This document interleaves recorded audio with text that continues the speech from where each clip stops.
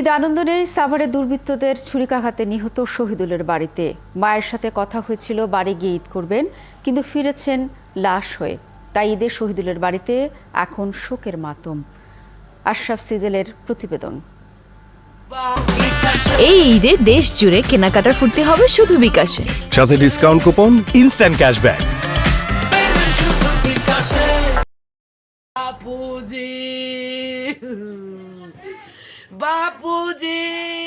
সাভার পৌর শহরের ছায়াবীথি আমতলায় আঙিনা আবাসিক এলাকায় ফিউচার ডেন্টাল হলের কর্মচারী ছিলেন শহীদুল। কম বেতন হওয়ায় দরিদ্র পরিবারের জন্য বাড়িতেও টাকা পাঠাতে পারতেন না।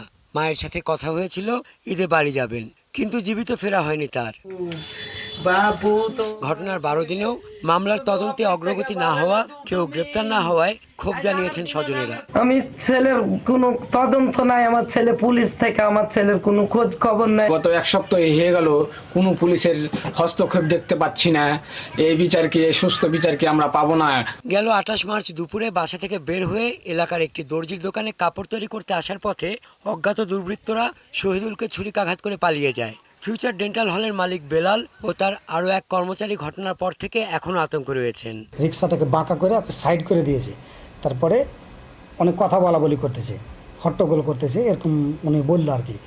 বলার পরে এক থাপ্পড় মেরেছে, উনি পড়ে যায়। আমি দৌড়ে বের হয়ে দেখি যে আমি কই কে এগুলা মারামারি করতেছে।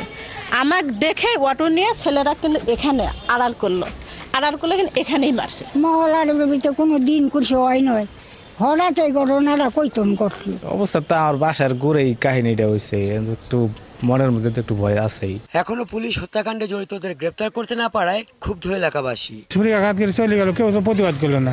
একটা মেয়ে দেখলাম যে রিক্সা করে ওটা দিয়ে দিল, একটা মেয়ে, কোনো ছেলে তো কোনো প্রতিবাদ করলো না।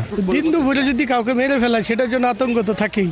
ওই রকম নিরাপত্তা নিশ্চিত করার জন্য এখানে প্রশাসন ওরকম কোনো তেমন পদক্ষেপ এখানে জড়িতদের খুঁজে বের করে দ্রুতই আইনের আওতায় আনা হবে বলে জানিয়েছেন মামলার তদন্তকারী কর্মকর্তা। যদি চিন্তাই করে থাকে ওখানকার কারা চিন্তাই করে, ওই টাইমে কারা ছিল, মানে অনেক বিষয় আছে, তদন্তের অনেকগুলো প্রসেস আছে। আমরা এই প্রসেস অনুযায়ী আগাইতেছি, ইনশাল্লাহ আমরা একটা পর্যায়ে যাব। চাঁপাইনবাবগঞ্জের ভোলাহাট উপজেলার চর ধরমপুর গ্রামের শহীদুল চাকরির খোঁজে সাভারে আসেন বছর খানেক আগে। হাসান আহমেদ, ৭১।